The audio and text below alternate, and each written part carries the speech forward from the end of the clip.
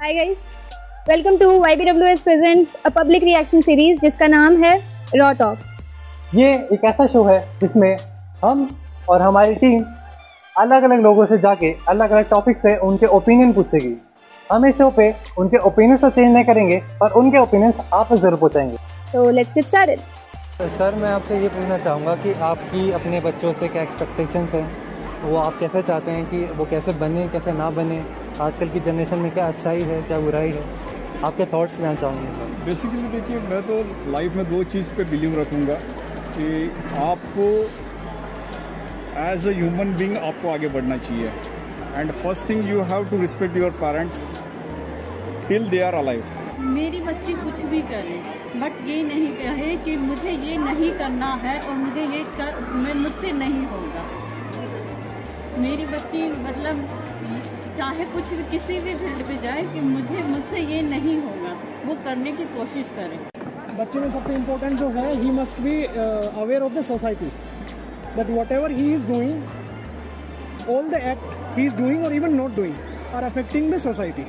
So he must be aware of the social environment कि उसको लोगों के साथ रहना है। आप अपना बेस्ट देते जाओ सोसाइटी को। You don't expect from them so what they are giving to you or what you will get from them.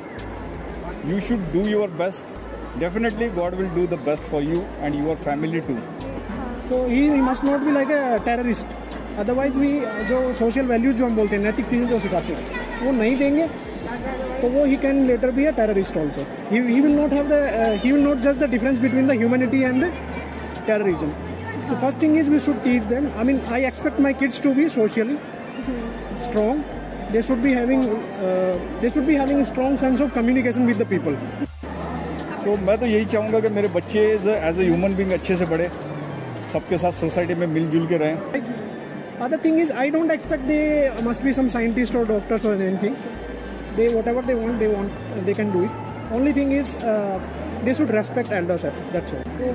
From my side मैं तो यही चाहूँगा कि बच्चे मेरे सोसाइटी के साथ में टच में रहे, मेरा कल्चर ना छोड़े। वो मैं महाराष्ट्र से हूँ, मुंबई से हूँ, वो अपनी कल्चर ना छोड़े। मैं ये नहीं बोलूँगा कि उसने नॉर्थ इंडियन कल्चर लेना चाहिए या साउथ लेना चाहिए, पर बेसिकली जो मेरा कल्चर है, मेरी लीगेसी है, लीगेसी पास ऑन होनी चाहिए। They should respect their elders, whatever they are today, because of their elders only, because of their previous generations only.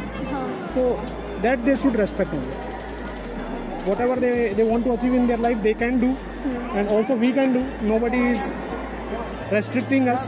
I believe I have the potential, I can achieve anything. और आपकी नज़रों में आजकल की generation में क्या खामियां हैं, क्या अच्छी बातें हैं? बेसिकली देखिए, उनकी खामियां वैसी कुछ नहीं है। हमारा लाड़ प्यार है। हम लोग, हमारे मम्मी पापा ने हमको कभी 25 पैसे जो हमारे टाइम पे चवन्नी थी, वो भी हमको नसीब नहीं होती थी। Being I am a BTech engineer, मैं जब कॉलेज जाता था मेरे पास 1 रुपया नहीं होता था। आज मेरे बच्चों के पास में ऐसे आज 70 रुपये की आइसक्रीम एक ने ले ली, एक ने 50 की ले ली, तो हम उनको बिगाड़ते जा रहे हैं। Basically the thing is that हम उनको इतनी ज़्यादा फ्रीडम दे रही है। फ्रीडम आपने उनको एजुकेशन में देनी चाहिए, स्पोर्ट्स में देनी चाहिए, but we being a parent हम लोग ने ये सोचा है, अभी मैंने कभी किया नहीं, तो let my childrens get that benefits and all this enjoyment. They are not actually physically active these days because of the current circumstances, COVID and all things. Second most important thing I believe is because of the parents only. Because now these days parents also want to get rid of their kids. They don't properly focus on their kids. They are watching YouTube videos. I mean, now these days it's like quite common. A 2-year kid, I have my younger kid is 2 years. This one. He itself, himself plays YouTube, and all the day he can sit in front of the TV. So this is the lacking thing. I believe that because most of the time 9 to 10 hours I am in the office, so I am not able to care of him. I insist my wife take care of him. Don't keep them in front of the TV but still they do. So I think this is the lacking thing. अभी जब बाहर जाते हैं, they always feel कि पापा साथ में होना चाहिए। अभी यहाँ कोई 2 बच्चे घूम रहे हैं तो उनसे ये कम्युनिकेट नहीं कर पाएंगे। They don't have the courage to speak with them. I think this is the lacking thing because they are always sitting in the home. Hello sir, मैं आपसे ये पूछना चाहूँगा कि आपके हिसाब से आइडियल पेरेंट कैसे होते हैं? मतलब कि उनमें जैसे आपके पेरेंट्स हैं तो उनमें क्या अच्छाइयाँ होनी चाहिए, क्या अच्छाइयाँ उनमें पहले से हैं, और आपके हिसाब से एक आइडियल पेरेंट, एक आदर्श पेरेंट कि ऐसा मेरे को लगता है कि ऐसा अगर कोई माँ बाप तो ऐसा होना चाहिए आज की जनरेशन को नज़र रखते हुए। पहले तो आपका जो क्वेश्चन है बहुत अच्छा है और इस पर बहुत सारा डिस्कशन होना चाहिए, जो कि जनरेशन गैप क्या है, एक मेरे हिसाब से थोड़ा सा कम्युनिकेशन गैप भी हम बोल सकते हैं इसको, कि पेरेंट्स और उनके बच्चों के बीच में कम्युनिकेशन गैप है। मुझे ऐसा लगता है कि हमारी जनरेशन और अगर हम अपनी एल्डर जनरेशन की बात करें तो जहाँ पे एक जनरेशन गैप का वर्ड आता है, जहाँ पे हम लोगों को ये फील हो कि कोई भी जनरेशन गैप हम फील नहीं करें, आई फील कि वो चीज़ सबसे बेस्ट होनी चाहिए। एल्डर है या फिर हमसे छोटी जनरेशन है, हमसे बड़ी जनरेशन है, जहाँ पे हम लोग फील करें कि उस जनरेशन के साथ हम लोग उनकी थिंकिंग को मैच करते हुए, छोटे बच्चे की बात करूँ तो वो अपने बड़ों की थिंकिंग को मैच करते हुए, बड़ा जो भी हमसे एल्डर है वो हमारी थिंकिंग को मैच करते हुए अगर चले, जहाँ पे हम लोगों को ये फील ना हो, कहीं पे भी हम लोग हमारे मन में ये बात ना है कि आज जनरेशन गैप आ रहा है। दैट्स व्हाट आई फील कि एक बच्चा फील करेगा कि उसके पेरेंट्स भी आइडियल है और पेरेंट्स भी फील करेंगे कि हाँ अगर वो बच्चे के साथ चल रहे हैं तो बच्चा उनसे एक डिस्टेंस या एक गैप को फील नहीं कर रहा है। That's what I feel. बाकी वो उनकी जनरेशन है और वो हमसे बहुत ज़्यादा एक्सपीरियंस है, तो वो जो हमारे लिए सोचते हैं वो बेटर ही होता है। तो यही मैं कहना चाहता हूँ कि जो भी हमारे लिए सोचते हैं वो अच्छा ही होता है। एक्चुअली होना कुछ नहीं, मतलब बस ये आपको समझें, और लाइक कई पेरेंट्स होते हैं जो इतने मतलब थोड़ा नैरो माइंडेड होता है, तो थोड़ा बहुत ओपन माइंडेड हो। हाँ, और मतलब इतना कुछ भी नहीं, बट हाँ थोड़ा बहुत समझें आपकी फीलिंग्स को भी। हाँ ठीक है। बाकी हमें भी अपनी तरफ से ये होना चाहिए कि जो हमारे पेरेंट्स हमें बता रहे हैं उसका व्यू अपना अलग व्यू होता है, वो बात अलग है, पर उनका जो व्यू होता है उसको भी एक पॉइंट ऑफ व्यू से लेना चाहिए। और जैसे आजकल हो रहा है कि जैसे आजकल देखा जाए तो टीनेजर्स कह रहे हैं कि कम्युनिकेशन गैप बहुत ज़्यादा है, वो अपने पेरेंट्स से कम्युनिकेट नहीं कर पा रहे हैं, तो ऐसा क्यों है? आई फील अभी एक सोशल मीडिया प्लेटफॉर्म जिसको हम बोलेंगे, वहाँ पे वो सबसे बड़ा एक गैप है जो हमारी जनरेशन और हमारी एल्डर जनरेशन के बीच में एक वो गैप जो बहुत बड़ा डिस्टेंस क्रिएट कर रहा है, क्योंकि हमारी जनरेशन है जो अभी हमारी full life style everything is based on that social media, everything. हम जो भी कर रहे हैं, हम लोगों को जो भी कर रहे हैं, everything is fake just for social media. और क्या होता है, टेक्नोलॉजी समय के अनुसार चेंज होती रहती है, technology changes as per time.